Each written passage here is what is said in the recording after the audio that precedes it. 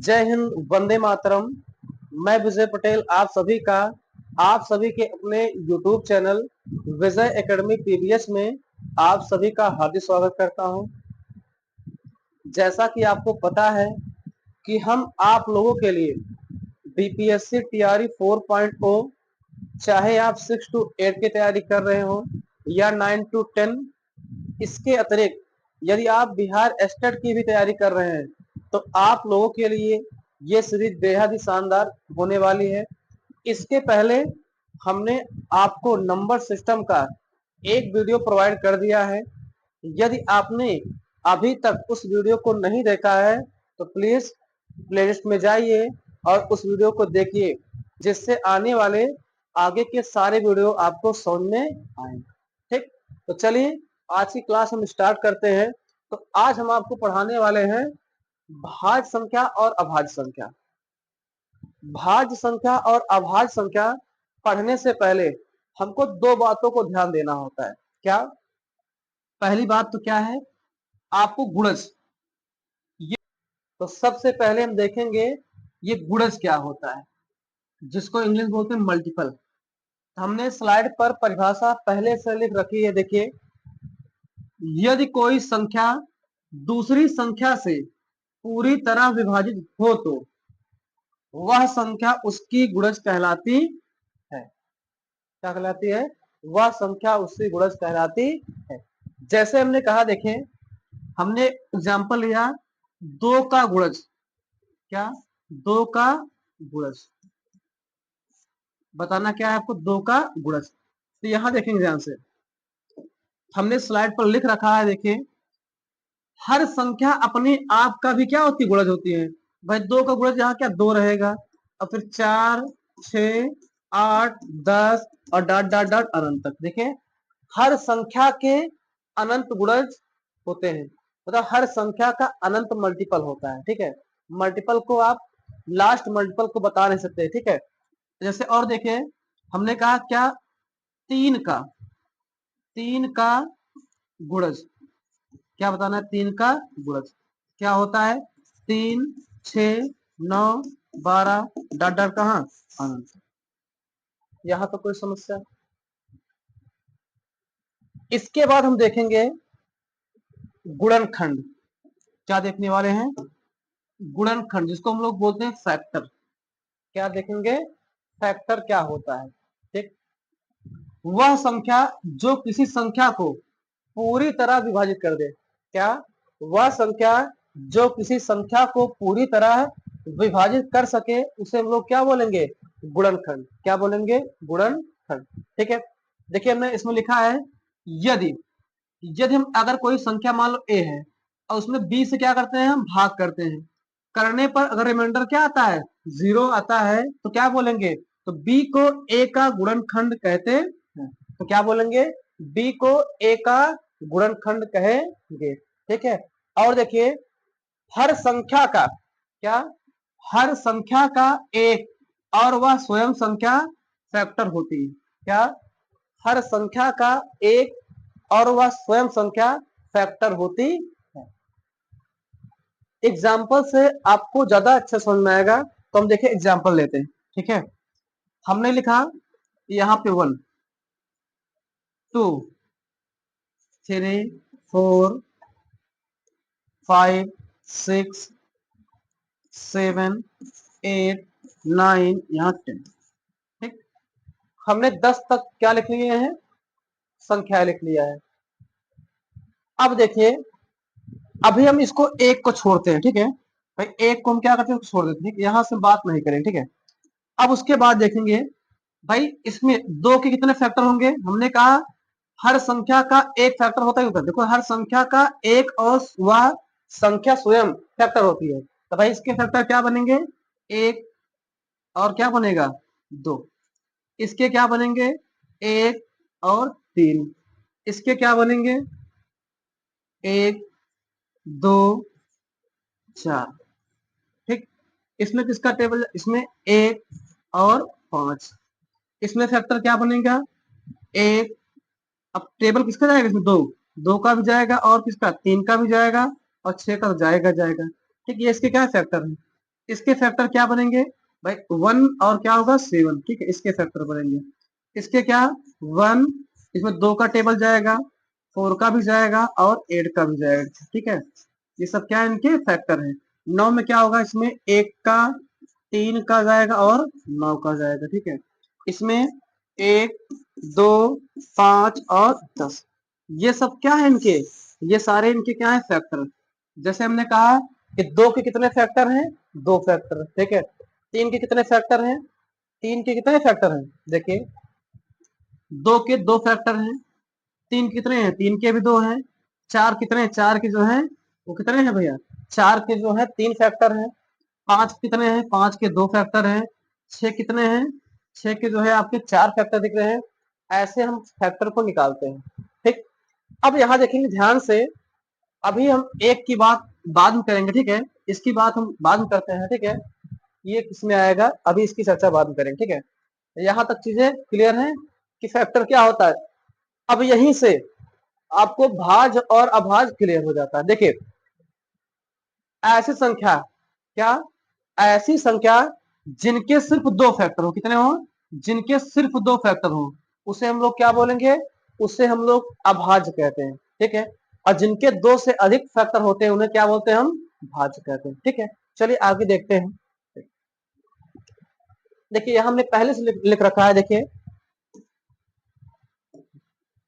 भाज्य संख्या, अंग्रेजी में क्या बोलते हैं उसको, कंपोजिट नंबर, या इसे बोलते हैं यौगिक संख्या, संयुक्त संख्या। नाम याद रखिएगा इनका, ठीक है। भाज्य संख्या बोलो, चाहे यौगिक संख्या कहो, चाहे संयुक्त संख्या कहो, ठीक है। ये होते क्या, देखें वे संख्याएं जिनके 2 से अधिक फैक्टर होते हैं, क्या होते हैं, जिनके 2 से अधिक क्या होंगे फैक्टर, उसे हम लोग क्या बोलेंगे, उसे हम लोग बोलेंगे भाज्य संख्या। या देख लीजिए और परिभाषा इसकी लिखा है कि जो संख्या एक और स्वयं के अलावा अन्य संख्याओं से भी पूरी तरह कर जाती हैं उसे हम लोग क्या बोलेंगे, भाज्य संख्या, ठीक है। जैसे देखेंगे, जैसे हमने कहा 4, 4, 6, 8, 9, ठीक है, 10, 12, 14, ये क्या है आपकी, ये सब भाज्य संख्या है। क्या है भैया, सारी भाज्य संख्याएं आपको मिली। ये सब क्या है, भाज्य संख्याओं के उदाहरण है, ठीक है। इसके बाद हमने कुछ क्वेश्चन लिखा हुआ है, आप लोग को क्या करना है, इसका जवाब देना है, ठीक है। देखिए सबसे छोटी भाज्य संख्या क्या बतानी है आपको, सबसे छोटी भाज्य संख्या बतानी है, तो क्या होगा इसमें, तो सबसे जो छोटी भाज्य संख्या होती है वो क्या होती है, 4, ठीक है। सबसे छोटी समभाज्य संख्या वो कौन होगी, वो भी क्या होगी, वो भी 4 होगी, ठीक है। और सबसे छोटी विषम भाज्य संख्या क्या होगी, क्या क्या होगी। यहां तक चीजें क्लियर, आगे देखते हैं। अब यहां देखिए हमने लिखा है कि 1 से 25 तक कितनी भाज्य संख्या होती हैं, 1 से 50 तक में कितनी भाज्य संख्या होती है, 34। 1 से 75 तक कितनी होती है, 53।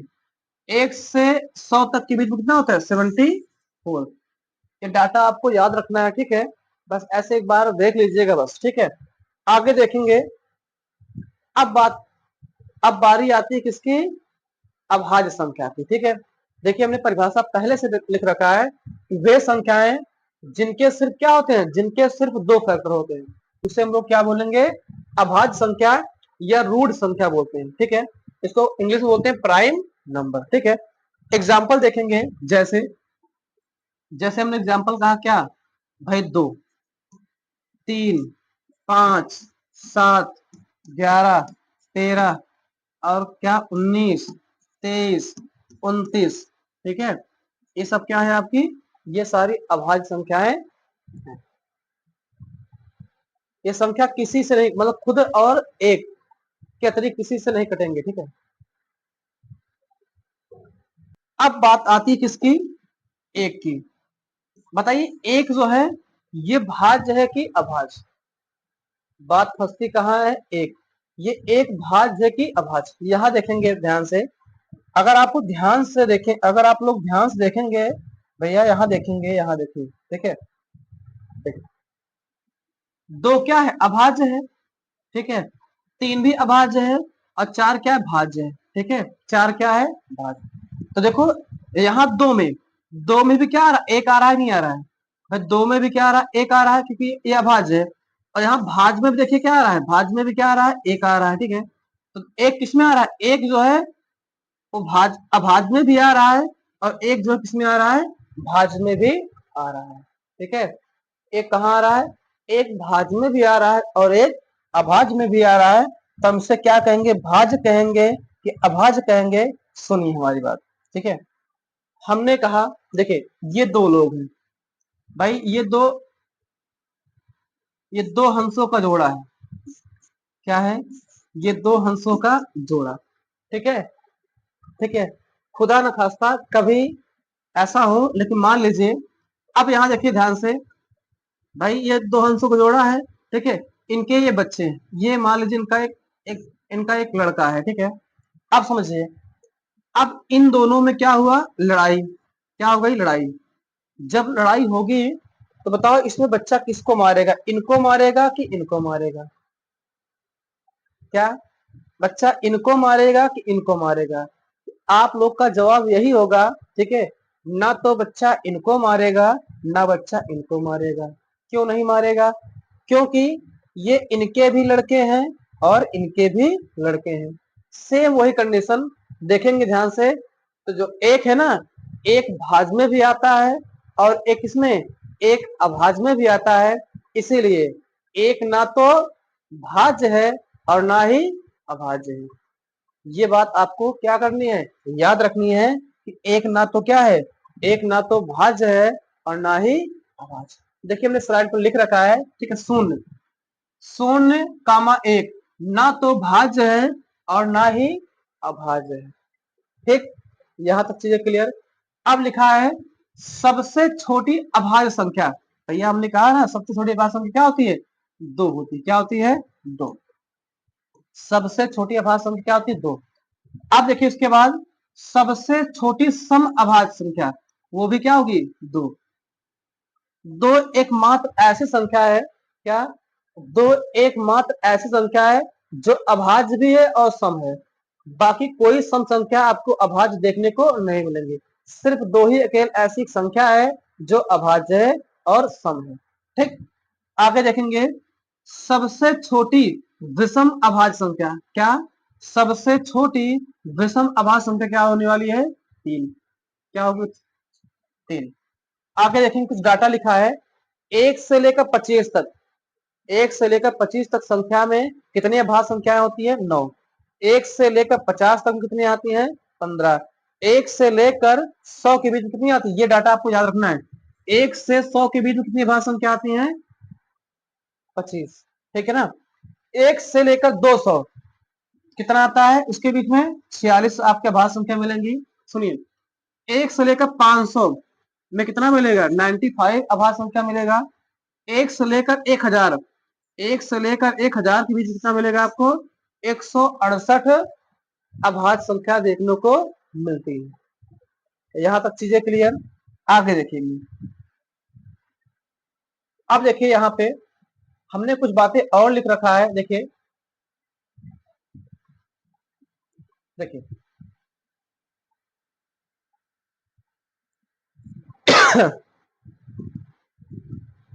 तबीयत आज ठीक नहीं है। देखिए सबसे छोटी भाज्य संख्या, क्या, सबसे छोटी भाज्य संख्या सबसे छोटी अभाज्य संख्या का पूर्ण वर्ग होती है, क्या। 2 बात ध्यान रखिए, सबसे छोटी भाज्य संख्या, क्या, सबसे छोटी भाज्य संख्या क्या होती है, तो क्या होती है, वो होती 4, ठीक है ना।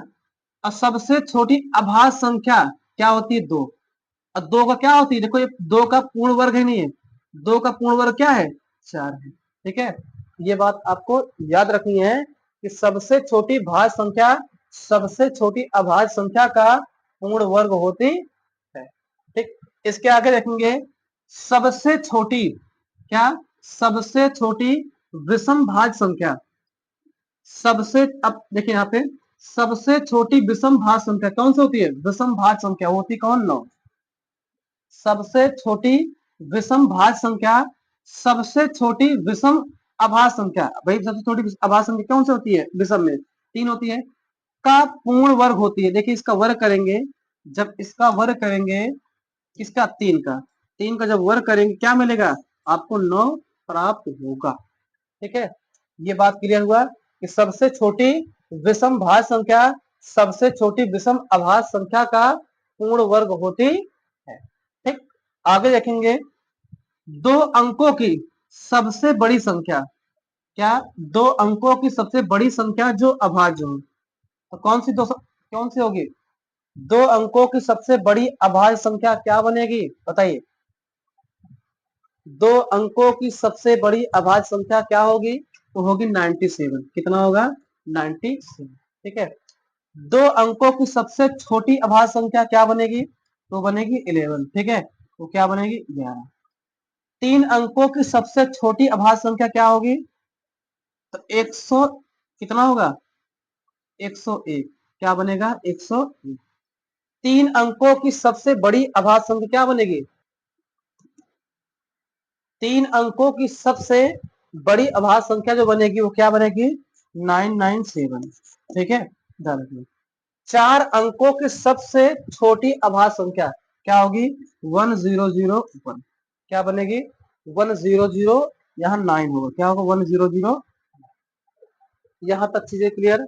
ठीक है, अब देखिए इसके आगे हमने यहाँ पे हमने कुछ अभाज्य संख्या को लिख रखा है। ठीक है, आप लोग एक बार इसको देख लीजिएगा। ठीक है, याद करिएगा या नहीं करिएगा, लेकिन एक बार इनको पढ़ लीजिएगा। ठीक है, देखिए 1 से लेकर 100 तक कितनी अभाज्य संख्या होती है इनके बीच में? 25। आपके सामने हमने लिख रखा है। ठीक है, 101 से 200 के बीच में 21 अभाज्य संख्याएं होती हैं। वो कौन कौन सी अभाज्य संख्या है देखिए हमने स्लाइड पर लिख रखा है। ठीक है, इनको आप लोग लिख लीजिएगा, एक बार पढ़ लीजिएगा। ठीक है, आगे देखेंगे 200 से, देखिए 201 से कहां तक? 201 से 300 के बीच कितनी अभाज्य संख्या होती है? 16। हमने स्लाइड पर लिखा हुआ है। ठीक है, ऐसे ही 301 से 400 के बीच कितनी? 16 होती है, वो हमने लिख रखा है। मतलब 1 से लेकर 400 के बीच में कितनी अभाज्य संख्या होती है उसको हमने आपको स्लाइड पर लिख रखा है। आप लोग क्या करेंगे? इसको पढ़ लेंगे। ठीक है, आगे देखेंगे। अब आपको क्या सीखना है? अभाज्य संख्या की पहचान। हम लोग सीखने वाले हैं कि अभाज्य संख्या की पहचान कैसे करें। ठीक है, तो इसके लिए आपको 2 बातें ध्यान रखनी होती है। ठीक है, पहली चीज क्या? तो पहले आपको वर्ग एवं क्या वर्गमूल आना चाहिए। ठीक है, अभी हमने इसको पढ़ाया नहीं है, आगे पढ़ाएंगे। ठीक है, दूसरा क्या? दूसरा विभाज्यता का नियम।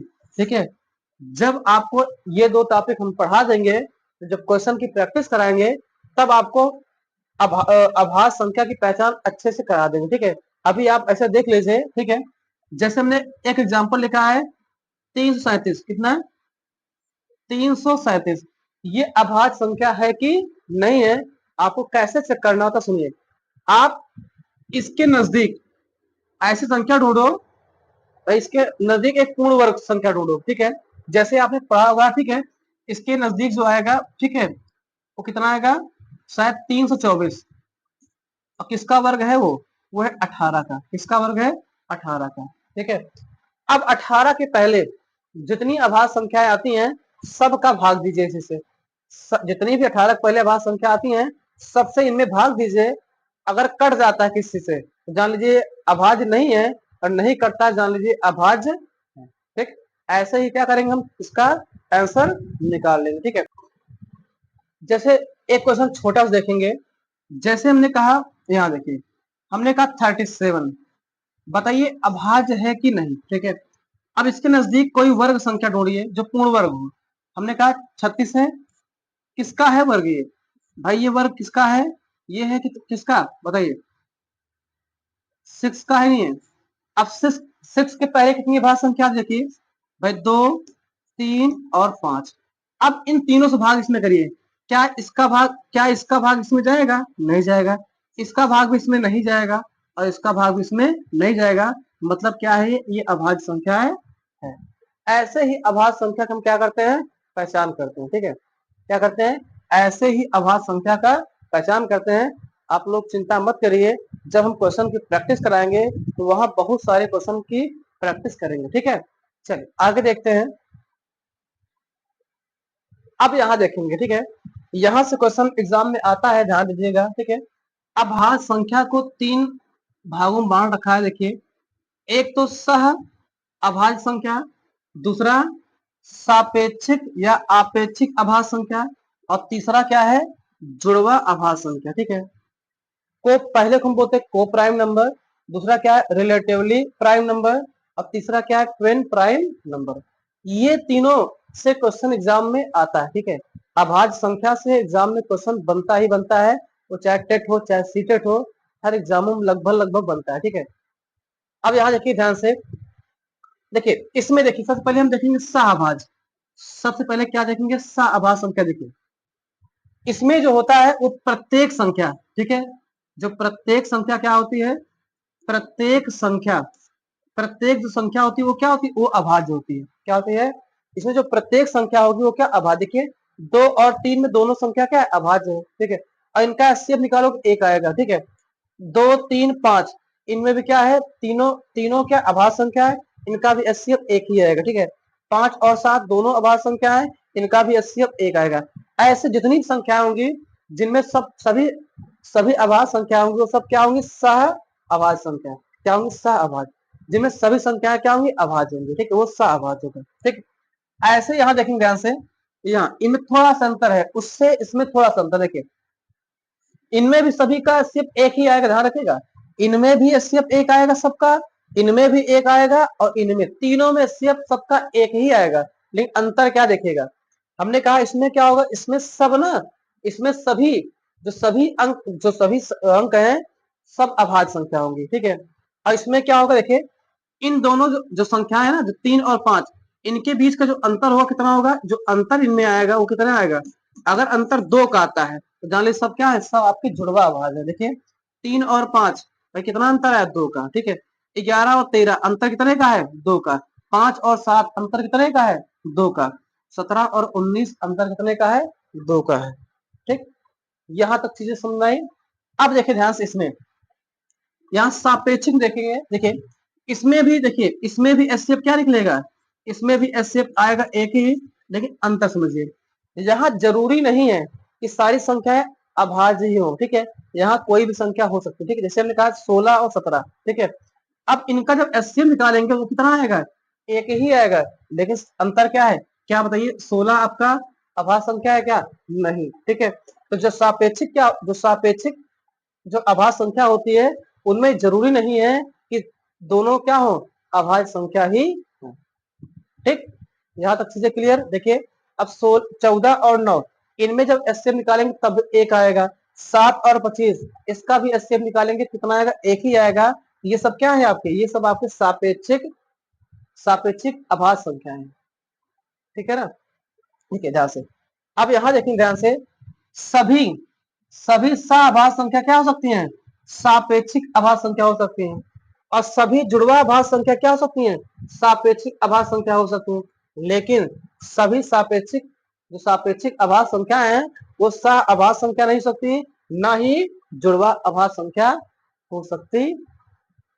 इसमें पूछता है क्वेश्चन, निम्नलिखित में से कौन सी जुड़वा अभाज्य संख्या है या कौन सी जुड़वा अभाज्य संख्या नहीं है। ऐसे ऐसे क्वेश्चन आपके एग्जाम में आते हैं, तो आप लोग इसको अच्छे से पढ़ लीजिएगा। ठीक है, इसके आगे की संख्याएं हम नेक्स्ट वीडियो में पढ़ाएंगे। यदि आपको यहाँ तक चीजें समझ में आई हो तो आप कमेंट में यस जरूर लिखिएगा। ठीक है, और आप लोग से रिक्वेस्ट है कि आप लोग वीडियो को ज्यादा से ज्यादा लोग पास शेयर करिए और चैनल को सब्सक्राइब करिए। धन्यवाद।